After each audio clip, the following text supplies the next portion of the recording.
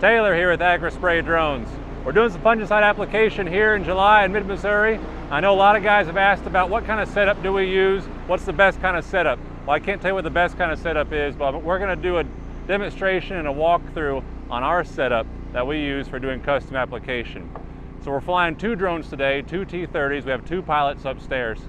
And we're going to go ahead and get started walking through kind of why we have it set up this way, what the functions are, and kind of the advantages, and then what we're going to do to improve it too. So let's take a look at our trailer real quick.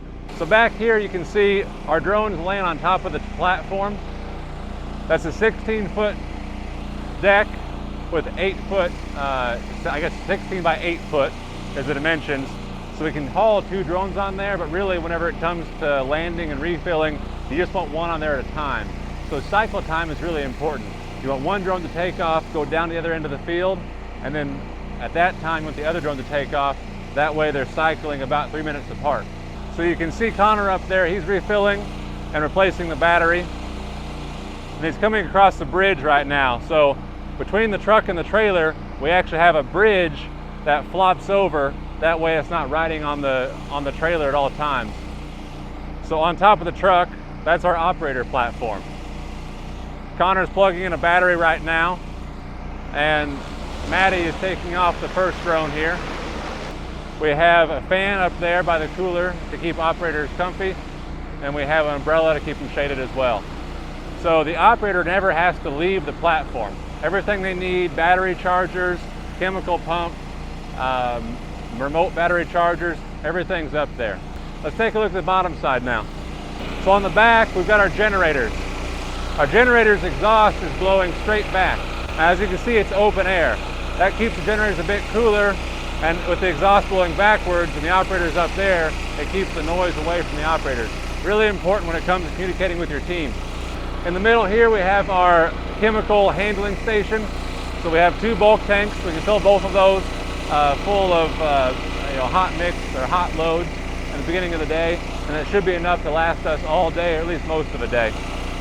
On the front, we have our hose reel and our pump. So the other side of that hose reel is a pump.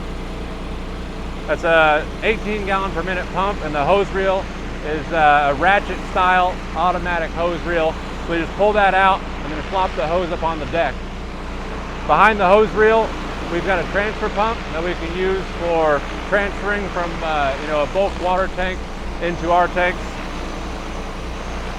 And then just by the pumps, we have room to store the drones. So right here, if it starts raining or something, or if we want to land a drone and then tuck it away, we can put it right in there, and another one back of the truck. So the concept here, everybody asks me, well, why operate like this? Why not just get a long flatbed trailer? Well, the concept here is to keep everything really short. That way, if we don't have but about 40 feet or less to pull in and operate from, we can pull in with the truck and trailer and start operating immediately. We actually move the drones from field to field on top of the trailer. Same platform we transport is the same platform we operate from. Let's go up top. We can take a look at what's going on up there. All right, so here's the top of our platform. You see we have our 2 operators sitting up here in their command center. We're going to be doing quite a bit of changes up here. Right now we just have our chargers and our batteries sitting out, and we have our remote sitting on top of our cooler, our battery charging cooler if we have to use it. We're actually going to be putting a large toolbox up here to act as a storage and battery charging station, as well as kind of a platform to set our remotes on during operation. So you see we have a drone coming down right now, and you might be thinking this is a pretty small platform to land a drone on, especially if you've operated T-30 before, because as you know, they come down automatically and touch down and shut off. So what Maddie's actually doing is he's bringing it down manually. So to do that, you have to tap your stick down and then back up to cancel automatic landing, and then you can land it manually, much more controlled, which is really important whenever you have a breeze and you see our trailer's kind of sloped because we're off on the side of the ditch right now. So really important to be a good pilot, especially good at landing the drone first. So Connor's filling right now. So the great thing about this setup is the distance from your charging platform and your operating platform to where the drone actually takes off from is really short. That reduces operator fatigue quite a bit. You'll also notice that if anything, it's downhill, if not just level, from the operating platform to where the drone takes off. And you might not think that's that big of a deal, but whenever you're going back and forth all day long carrying a 22-pound battery and dragging a hose, the more you can reduce fatigue, the better. Because with 2 drones, that's about every 3 minutes when one takes off. So every 3 minutes you're getting up, changing batteries, filling the tank, and sending a drone back off. The other thing we have to do, since we're operating in kind of a tight space right here and we have an umbrella for shade, when the drone takes off, it'll actually see us and the umbrella as obstacles. So Maddie's actually going to take off manually. There, he took off manually and flew it out first. By doing that, that decreases the chance for the drone actually seeing an obstacle. So he takes off manually instead of sliding that slide across, flies it out to the field, and then lets it go to a start point. This is the job. This is as simple as it gets.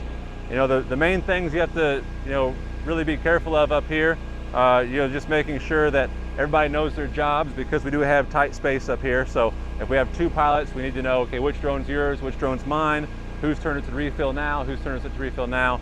That way we're not getting into each other's ways. So communication is really important. Operating in a tight space like this, communication is easy. You just have to make sure that you do communicate with each other. The great thing about being up on a platform like this, besides the small distance we have to travel to get from the drone to the operating platform, is the line of sight. So as you can see, we're looking across this field. This is a half-mile long, pretty open square field. Got a little bit of a roll to it, but we're up in the air about 10 feet right now, and we can see right across that corn no problem. So we're able to keep line of sight and connection really, really easily.